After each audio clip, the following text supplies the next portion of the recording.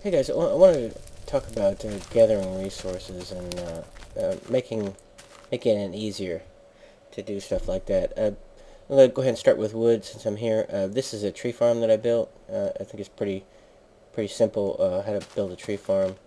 You just put a whole bunch of tree saplings down and voila, you got a huge farm. It's nice to keep these close to bases, I think. That way you don't have to travel any distances whatsoever to get a hold of wood. I'm going to be bouncing around a little bit in this video, so forgive me. I don't want to necessarily walk to each place that I want to talk about. If I do, I think it'll be a 15-minute video. So the next piece I want to talk about is sand and gravel and dirt and stuff like that. So I'm going to go ahead and pause for a second, and I'll be right back. Alright, I'm going to go ahead and get started a little early, so forgive me about the early start. It's so cool. The sunsets in this game are really awesome. I like that. So anyway, sand. Not to get distracted too much. When it comes to gravity-affected things, we'll start with what I don't like to do. What I don't like to do is start from the bottom and sort of mine it that way. And the reason I don't, because if you notice, there's a little bit of a delay when it comes to letting the next blocks above it fall. So what I like to do when it comes to gravel and sand, where applicable, gravel in most cases come in like pockets. What I like to do is work in straight lines. It seems to be faster that way. And if you just set your mouse, I did a bad job of it in the beginning, but if you just set your mouse a little low there, it's you get in a pretty good rhythm and works out pretty good. Gravel in most cases come in pockets. So when it comes to those, what I like to do is work the tops and kind of work my way down like this. It seems to be faster. So that's gravel. As well, while I'm here talking about gravity-affected things, in case you didn't know, I'll just use sand as an example. You really could do it with anything. Well, here's some gravel here. Whenever you farm gravel, you have a chance of it turning into flint like that. Or it'll turn into a block of gravel. Alright. So, if it doesn't turn into flint and you want more flint, what you can do is set it on the ground and farm it continuously until it turns into flint, which it's not doing so poorly. Alright, so when it turns into flint, you don't get a block of gravel. So, anyway, that's that. When it comes to farming flint, generally what I like to do is just put a big stack up and then just farm straight down. That way I don't have to worry about that gravity effect.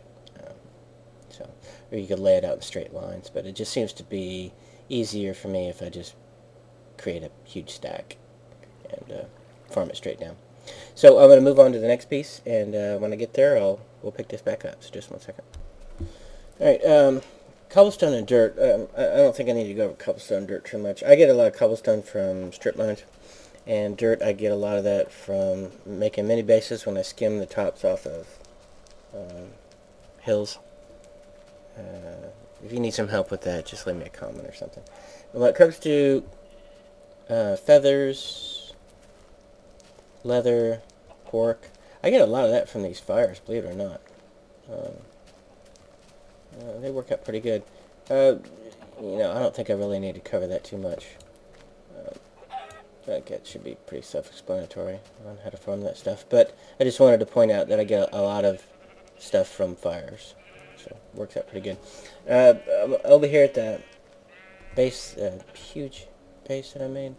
And there's a tunnel system over there, and I want to get in there and talk about a couple of things when it comes to smelting and transforming a lot of the stuff in the furnaces. So just one second. Alright, this is just outside the main base there, and this was all natural like this. It's kind of weird. Turned out like that. But anyway, what I want to talk about is lava.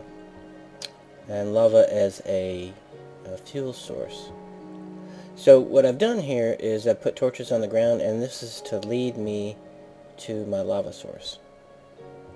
And when you go to put these on the ground, I don't know if you notice or not, but make sure you put them on the ground. You notice there's two on every turn. Make sure you put them on the ground, so you've got a going to and a coming from direction. And you notice when I'm coming this way, this torch leaning on this side as opposed to being on this side tells me that I need to turn left. And the same with this way. When I come to this, I know that I don't need to be going left, I need to be going right. So anyway, I just want to point that out when it comes to a lava source. This is what I use to get to my lava source.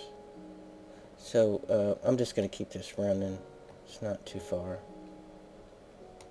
But I use lava as a fuel source, and I'm going to talk about that in just a little bit.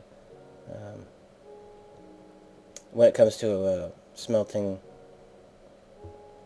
a lot of stuff, there are three main things that you can use to smelt things, and it's sticks and coal and lava.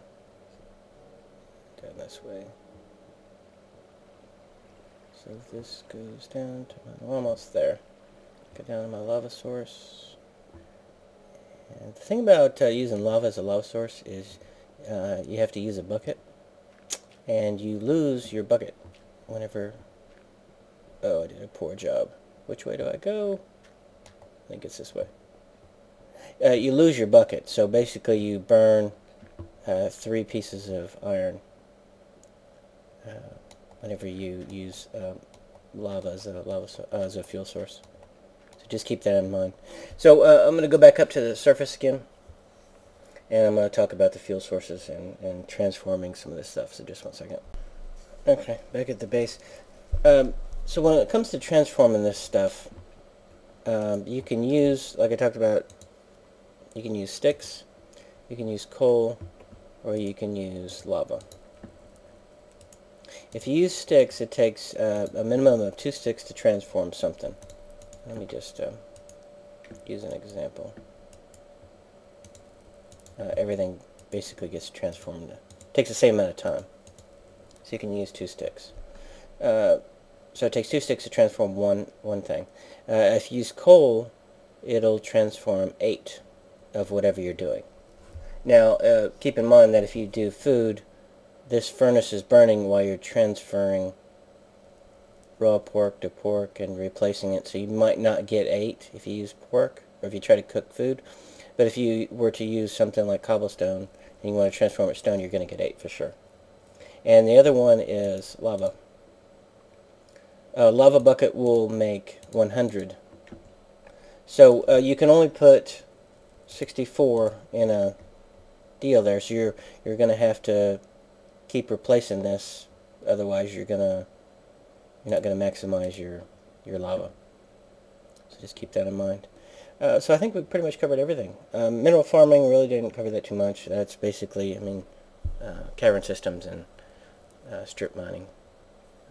We'll get a lot of that. But if there's anything else that I didn't think of that you guys might need help on, just leave me a comment, and I'll see if I can help you out. So anyway, take care, guys.